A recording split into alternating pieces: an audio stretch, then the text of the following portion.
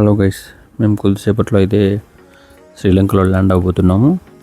మేము ఆల్రెడీ మనకు కనిపిస్తుంది వీడియోలో. ఇది కొలంబో ఎయిర్పోర్ట్ అనమాట. మేము కొలంబో ఎయిర్పోర్ట్లో ఇప్పుడే ల్యాండ్ అయ్యాము. సో ఇంకా ఫ్లైట్ అయితే ఇప్పుడే ల్యాండ్ అయ్యి వెళ్తుంది. సో మీకు ఫ్లైట్ అనేది అంత వేగంగా వస్తున్న ఫ్లైట్ ఎలా అవుతుందంటే మనం వీడియోలు చూడొచ్చు. ఏరో మార్క్లో అక్కడ బట్టి ఆ రెక్కలు అనేవి ఇలాగా అంటే అడ్డంగా వేస్తారు, అప్పుడు నిలబడుతుంది. ఇది వచ్చేసి మనకి ఇక్కడ ఇది లగేజ్ అనమాట. ఇక్కడ నుంచి కన్వేయర్ బెల్ట్కి తీసుకెళ్తారు. మనం ఇప్పుడే లోపల నుంచి బయటకి అయితే వచ్చేసాము. ఇక మనకు స్ట్రైట్లో వీడియోలో చూపిస్తాను నేను. బుద్ధుని విగ్రహం మనకి అంటే స్టార్టింగ్లోనే వస్తుంది. ఎందుకంటే ఇక్కడ శ్రీలంకలో అందరూ ఆల్మోస్ట్ మోర్ దాన్ 60% బుద్ధుని కొలుస్తారు.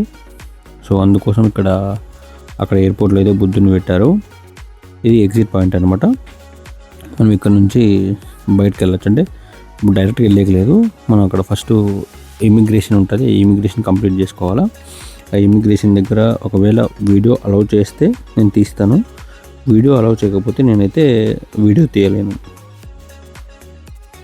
ఇప్పుడు అయిపోయింది గైస్, మాది ఇమిగ్రేషన్ అయితే అయిపోయింది. అక్కడ వీడియో అయితే అలౌ చేయట్లేదు వాళ్ళు, ఎందుకంటే వాళ్ళకి కొన్ని రూల్స్ ఉంటాయి కదా. సో అలౌ చేయట్లేదు. సో అక్కడ నుంచి మేమైతే బయటకు వచ్చేసాము. బయటకు వచ్చేసి మేము ఆల్రెడీ ముందుగానే ప్రీ బుక్ చేసుకున్నాం అనమాట. మాకు ఇక్కడ అంటే ఏం చూపించాలి ఏమనేసి ఒక ఏజెంట్ ద్వారా బుక్ చేసుకున్నాము. సో ఇప్పుడు ఆయన దగ్గరికి వెళ్దాం. మీరు చూడొచ్చు అక్కడ మోహన్ అని ఈయనే అనమాట. ఆయనే మాకు ఈ ట్రిప్లో మాకు అంతా చూపించేది, తర్వాత ఫుడ్ సంబంధించినంత. ఇది out side. So out side చూడగా స్ట్రైట్గా మనకు ఉంది వెల్కమ్ టు శ్రీలంక అని. ఇక్కడ ఎవరైనా క్యాబులు కావాలంటే ఇక్కడ బుక్ చేసుకోవచ్చు, లేదా ముందే మనం బుక్ చేసుకుంటే వాళ్ళు వస్తారు. వాళ్ళు వచ్చి ఇక్కడ చూస్తున్నారు మీరు, ఇక్కడే వాళ్ళు మనల్ని పికప్ చేసుకొనేసి వెళ్తారనమాట.